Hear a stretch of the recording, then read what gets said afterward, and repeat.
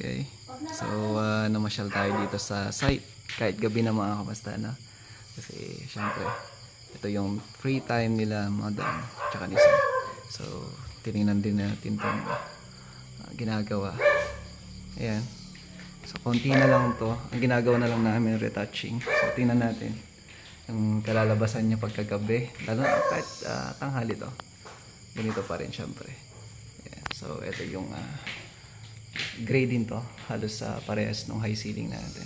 Ito meron pa tong warm na ilalagay, center light syempre. Tapos ito multicolor to na LED, so hindi pa to naka-fix, bali nilagay lang natin para mailawan natin yung sidings niya para dun sa pagpipintura, kasi kailangan lagyan ng ilaw. So itong pin light na to, tingnan nyo. Ayan. Para sa hallway, bali